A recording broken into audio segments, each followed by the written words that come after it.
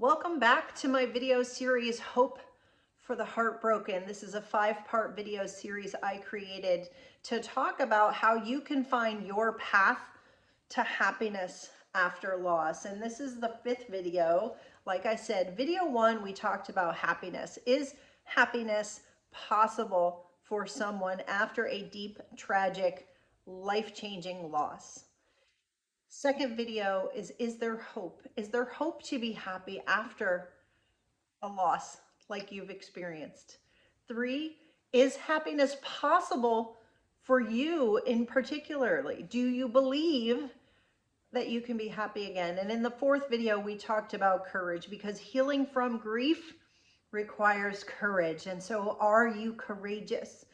And I'm going to take that as a yes if you are here, if you are watching the fifth video, because you believe that there is happiness possible after loss. You believe that it is possible for other people, which means that it could be possible for you, and you are courageous enough to show up and say, what do I do? So in this video, we are going to talk about action and actions that you can take to help yourself to find your happiness and to get on that path to happiness after loss.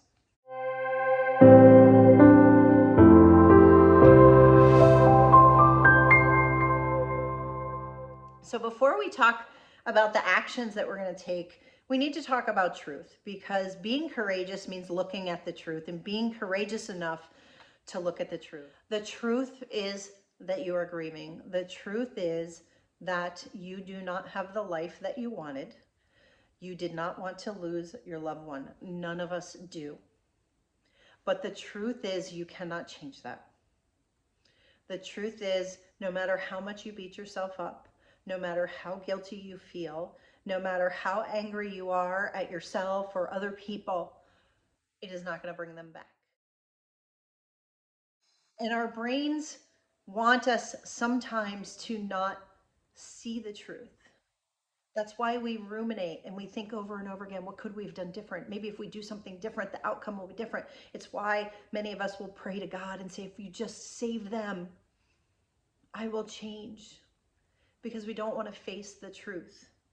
And our brains keep us specifically small to keep us safe. They don't want us to reach out. That's why it requires courage, because you're actually going against your brain. When your brain is saying, no, that's scary, don't do that, there's danger, danger, danger. Will Robinson. Courage is saying, I hear you, brain, but I know that this is good for me, so I'm doing it anyways, right? With all your heart. And so when we look at that, I want you to have the courage to realize the situation that you're in, to realize that your loved one is not coming back, and I'm so sorry. And to say, I deserve to be happy. And I am not going to stop until I find my happiness. And when I find that happiness, then I'm going to keep going and I'm going to look for what's happy next. What is my next level of happy? So I have been grieving for these 12 years. And every year that I keep going, that I find courage and I stretch and I grow and I make progress, I find a new level of happiness. And that's what I want for you. It's happiness because it all means more. This life I talked about in the last video, being connected to one another, sharing my story with you and hearing from all of you, right? I do this. This is not selfless. I help others through grief because I get so much from it too. And it's us being connected and helping each other and growing together. I learn so much from all of you as I'm teaching you. And that's what makes the grief journey so beautiful. I have relationships with people that I never would have met. My life is dramatically different.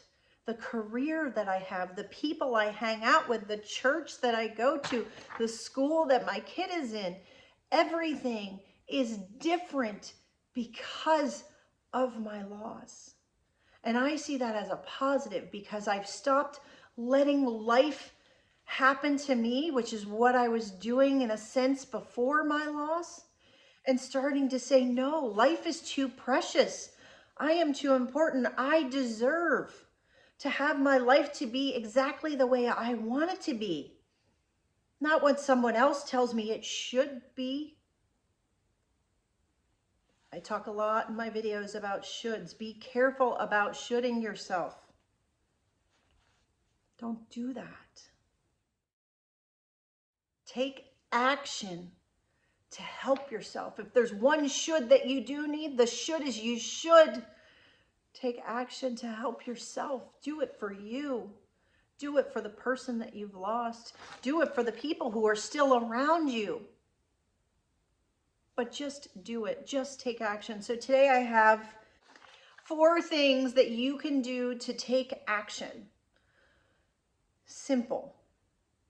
Jot these down. You don't have to do them all at once. You don't even have to do them right now. Pick one and start. And you will be so glad that you did. So first, you're already doing the first one. Watch these videos. Keep watching. Go back and watch the older videos, the ones that you haven't seen. Look for things that you haven't thought about. Look for awareness. Look for the different perspective that you're like, oh, I never thought of it that way. I was thinking of it this way. Look for that new perspective. Look to learn and to grow. And then comment. Comment on those videos. Every time you comment, you're helping yourself and you're helping anyone else who might read them. And by doing that, we're connecting. We're doing it together. So that connecting helps you. It helps them. So please, when you watch the videos, comment. Everything I promise you about this community is such a safe place. So if anyone ever should say anything to you that is not okay with you, you can let me know. I will defend you. I will fight for you. This is a safe place. It has to be. We have to not be in a place of judgment of ourselves or each other. We need to be in this together. So that's number 1. Number 2 is talk about your grief experience. Find someone, anyone, who will listen to you in a safe and non-judgmental way. I do this because so many of my clients say I don't have a safe place to talk. Family doesn't understand how to grieve. Most people don't understand the grief process or how to grieve. So if you're still expecting the people around you to show up and help you, you might be waiting. Now, some people have amazing support around them, and that is great. But you need to be telling somebody about your experience. So if you don't have it in your environment, go and find it. Find a therapist, do online therapy, reach out to me, find me for one-on-one coaching. Whatever it is, take action and get talking about your grief, because grief needs a place to go.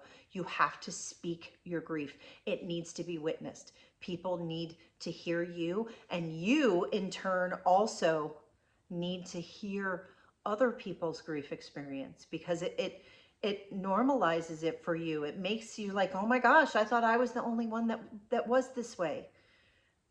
And it's just not true. Our grief experience, there is so much more that is similar in our grief experience than it's different. That's why sometimes I don't like hearing the phrase, you know, your grief is your own. Yes, you are allowed to grieve however you want. It is your own. But don't take that as an opportunity to isolate yourself and say, no one's going to understand me because my grief is my own. Don't do that. Take action and stop doing that. Number 3 is get to work, right? What does that mean? Do something to move your grief forward. You can buy my journal on Amazon. You can read books, right? Lots of books. Lots of people have Audible. Listen to books, read them, listen to a podcast. Find out more about grief, hear other people's stories, right? You don't even have to talk to them necessarily in this one. This is just learning. Just download more things about grief. Listen to people who are positive, who have gotten through their grief. How did they do it? Learn. What did they do? What worked for them? Maybe I'll try that too. 4, continue to talk about your grief. And I'm inviting you to join one of my grief courses. Be courageous. Ask for the help that you need and get yourself in my course. It is the best #1 way to heal your grief the fastest. All the others will help. If you want to heal your grief more quickly, you get in a class with me and we will work through it. You have to be able to share your experience, what's going on with you, so that I can hear it, so that I can show you this is your path. When I talk to you, I can communicate with you and understand very, very quickly what your path is to finding the happiness that you need, based on the story, based on the situation, based on your experience and what has happened with your loss and what has happened in your life up until your loss. And when I know what that is and we can say, this is your path, we can get you on that path. And you can keep going with me and we can keep working on it. Or you can say, okay, thank you. Thank you for putting me on the path. I'm going. I'm going to go it now. That's okay too. But you need to take action and you need to keep going. And I think that was 4. The last one I would say, or the message that I want to leave you with this whole series is, please do not do this on your own. Please do not try to grieve on your own, because it will take so much longer. It will be so much more painful. And I just don't want that for you. So thank you for watching this series. In this series, The Hope for the Heartbroken, we talked about happiness. We talked about having hope, that you have to have hope. We said, yes, happiness is possible for you. And we talked about courage with the whole heart. And we talked about taking action. So think about your loved one. Think about how much you miss them.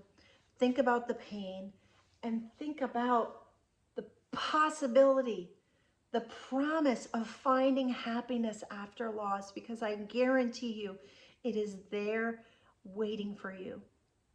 All you have to do is get on the path, get started.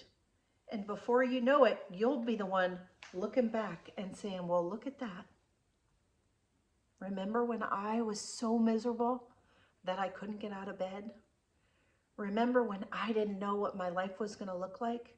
And you say, look at my life now. This is incredible. My life today is incredible because I found the courage to get on the path, and I did not stop, and I just kept going, and it keeps getting better and better the more I keep going. So just start where you are, ask for help. I am here to support you in all things, and I can't wait to meet you and hear your story and help you find your path to happiness after loss. Thank you